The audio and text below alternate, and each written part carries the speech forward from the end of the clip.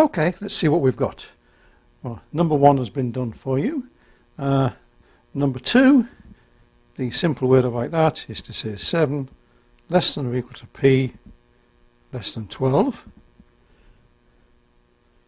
The next one we would write as 5 less than x less than 7.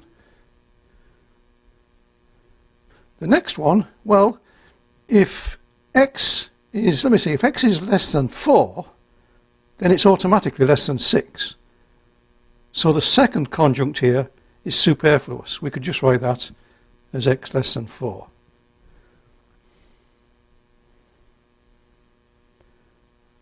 What about the next one? Well, y squared less than 9 means, let me see, negative 3 is less than y is less than 3. That's what that's what the second conjunct means. Okay. But if y satisfies this condition, then certainly y is less than 4. So the first conjunct is superfluous, and the only one that counts is the second one. So we could simply write that as y squared less than 9.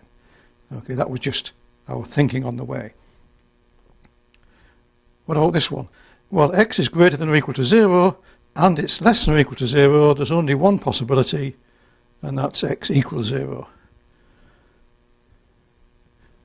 Well, for number 3, in order to show that the conjunction is true, what you would do is show that all of phi 1, phi 2, etc., up to phi n are true.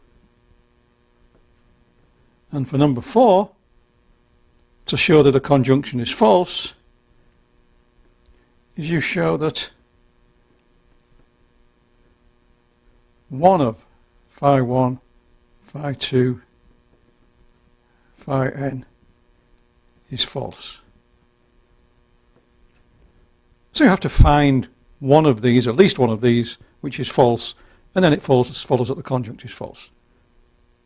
Okay, well that's that one.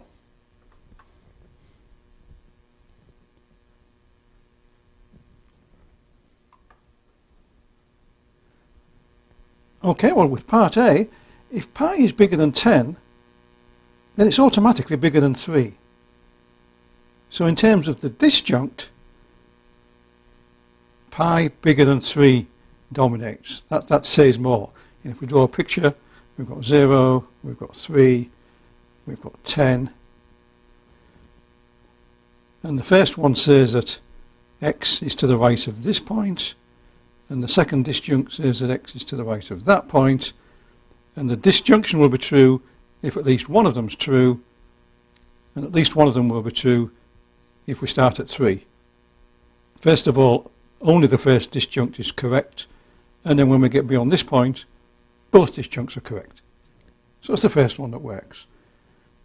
This says that either x is less than 0 or x is greater than 0, so the simplest way to write that is to say that x is not equal to 0.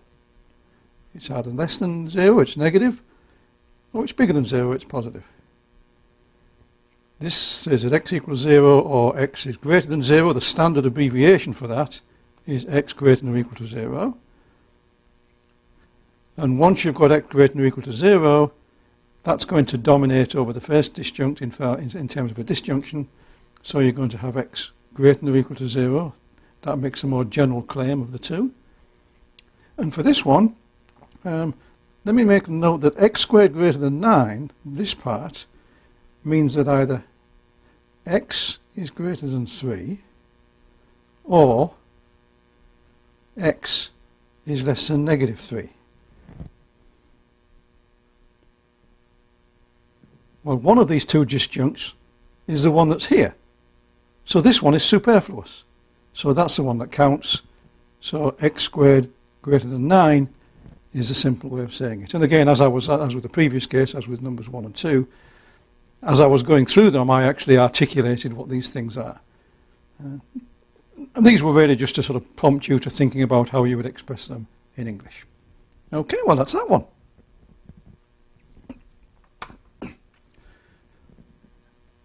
Well, in number 7, to show that a disjunction is true, you have to show that one of them is true, at least one of them.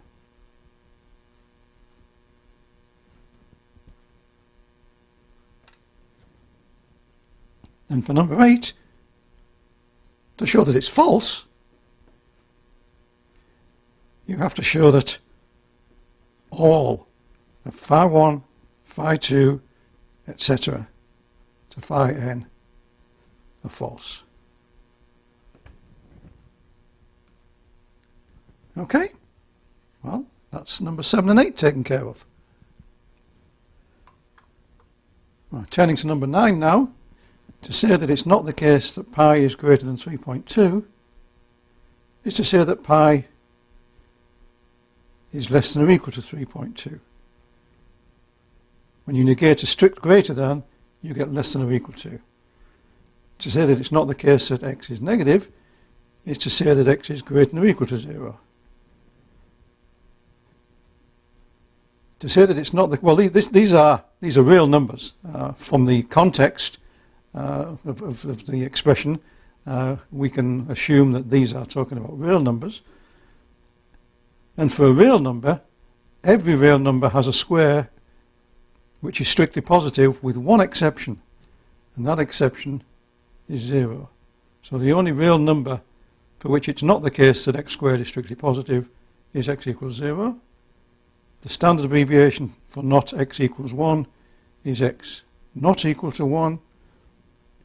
And when you negate a negation, it takes you back to the original statement. And again, as I went through them, I essentially answered number 10.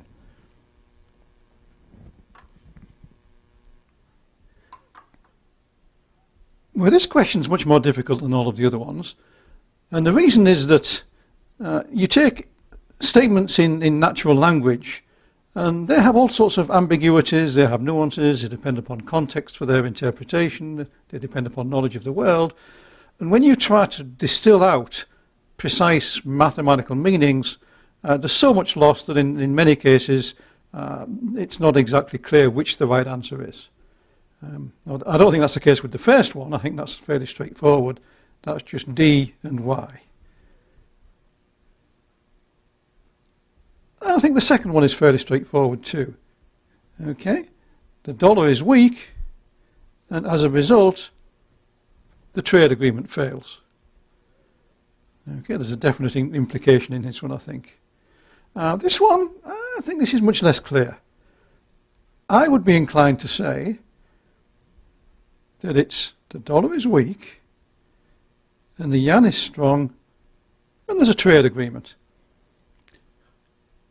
In other words, I'm not interpreting this as saying that the trade agreement implied that. I'm simply saying that there was a trade agreement, and then after the trade agreement, it turned out that the dollar was weak and the yen is strong.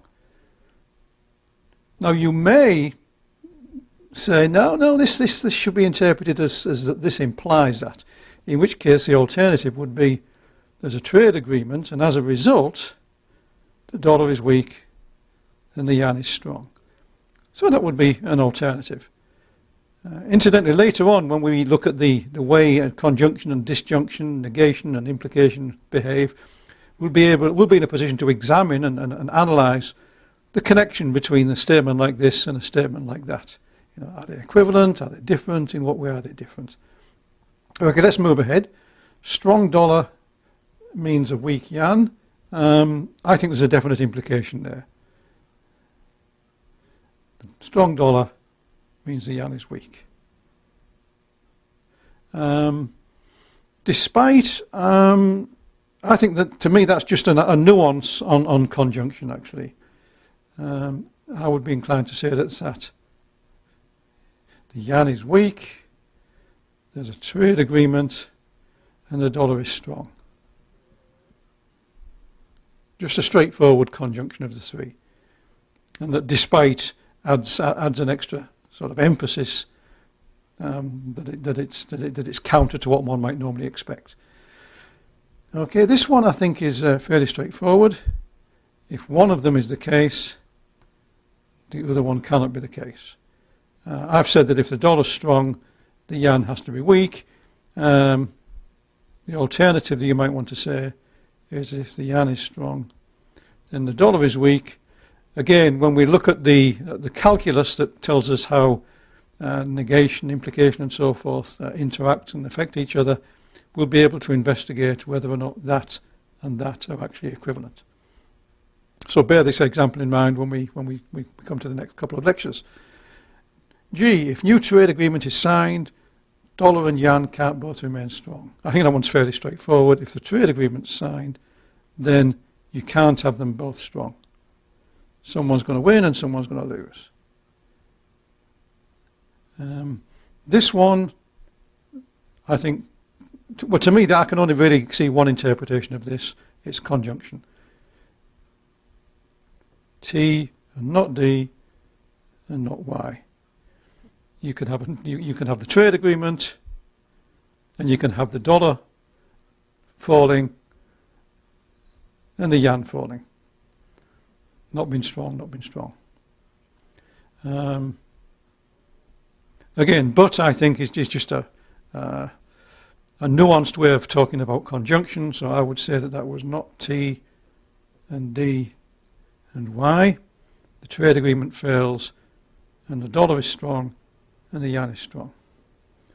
And this last one, I would say, is a definite implication. You've got a trade agreement.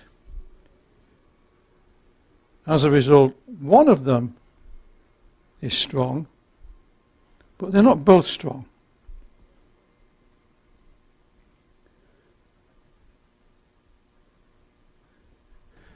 Okay.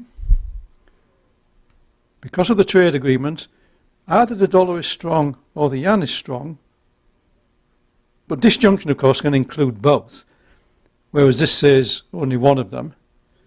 So we have to exclude the possibility that they're both true. Well, okay, these are my answers. You may disagree on one or two of these. And like most of the course, the focus is actually not on the answer, it's on the thinking process. The benefit from doing an exercise like this is not really whether you get the same answer as me. It's the thought process you went through in order to take something in English language and formulate it in mathematics. This is actually a very special case of what's known as mathematical modelling, taking a problem or a statement in the real world and representing it within mathematics. Mathematics is precise. The real world is usually not so precise. There's a loss when you go from the real world to mathematics, but there's also a gain. You gain precision at the cost of losing some imprecision. And when you do that, there are often choices to be made. Okay, well, how did you do on the whole assignments?